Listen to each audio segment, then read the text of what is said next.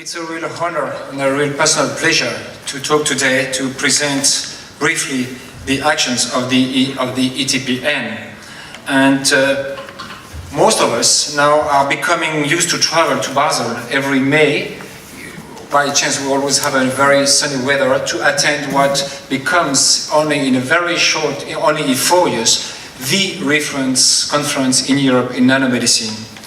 And I would like again to thank Beat and the CLINAM Foundation for all the efforts you have put together to make this place really a hot networking place in nanomedicine.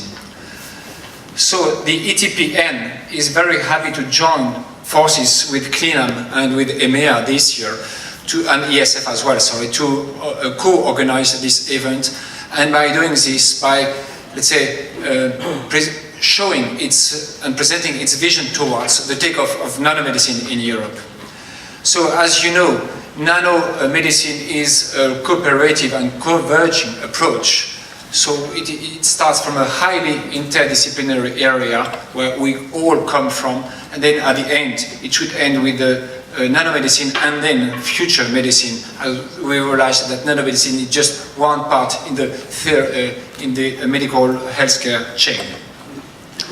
Nanomedicine, ETP nanomedicine acts as a network across Europe, and we try to bridge the different actors, the different stakeholders and the different organizations which are coming from the clinics, and CLINAM is really a key organization to represent the voice of clinicians, academia and industry.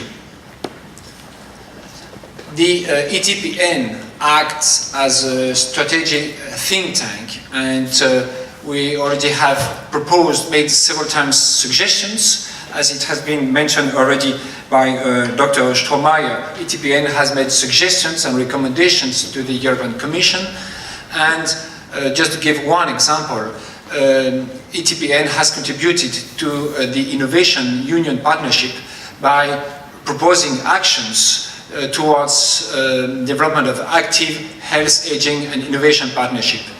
And we are really convinced that nanomedicine as such can improve the way elderly people are diagnosed, treated and their therapy monitored. And regarding the next framework program, the preparation of the next framework program we already talked about, ETPN is also making suggestions and contributions from the ETPN. We have opened an online consultation to gather ideas from all the members, and I take this opportunity to insist on this possibility that you have the right, you have the possibility to express, as you did during the debates in the past 2 days, to express your views and your suggestions. I think don't miss that chance. And in the contribution from the ETPN, we also defined some major challenges with technical, commercial and societal relevance for nanomedicine. So far we received 30 key contributions from industry, small-sized companies, academia and some research centers. And the final paper will be, the opinion paper and proposition paper will be released soon by the ETP. And as a follow-up, ETP Nanomed will release its action plan. And we consider that one key area where ETPN should focus, and its members of course, should focus its efforts is in facilitating the translation of results, technologies, know-how from academia towards industry and towards the clinics. You know, as Dr. Strohmeyer already mentioned, a lot of money has been invested in the past 5 years under FP6 and early FP7 into research. And now it's time to have the results, the output of these numerous research projects coming to industry and to the clinicians. Because let's say it's our duty just to translate this and not to keep this just as pure academic results and only by publishing these results in peer-reviewed papers. So ETPN will propose an action plan in 4 directions. And I'll give you some details about this action plan. First, on initiative, we propose to establish a sustainable, large-scale initiative to advance nanomedicine in Europe.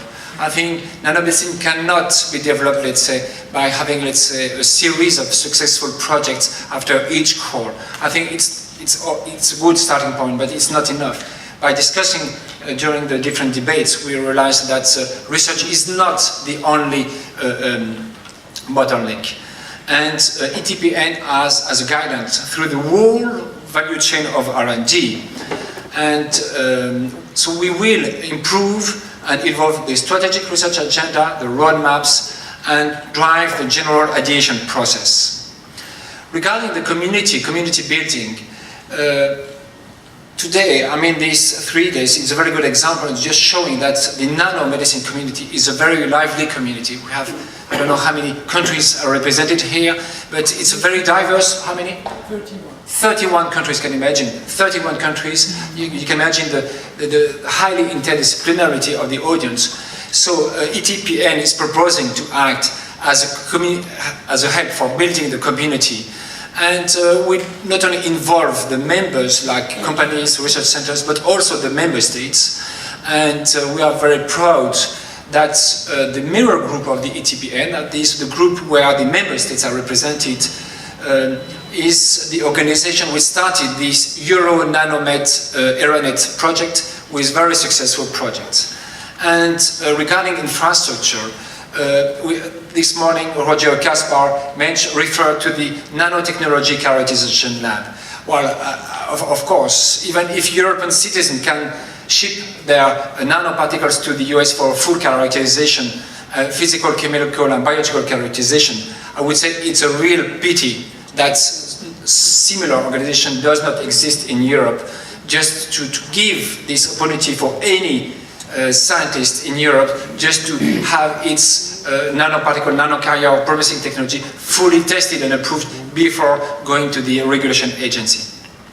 And so we are really focused on developing this open innovation concept. I'm going very fast about the open innovation concept. You know quite well about this, but it means that we need to exchange a lot, to network a lot, and the CLINAM conference is a good place to do so.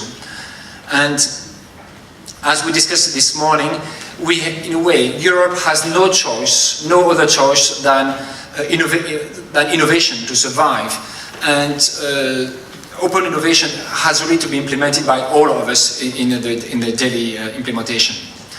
And so this process of ideation is an ongoing process. Your input as SMEs, large-scale companies, research centers is more welcome. You can use the ETPN website for that. And we will translate and transfer your suggestions as inputs to the preparation of FP8, the SFRI, FP8, for defining concept of new distributed infrastructures and for updating the roadmaps and research.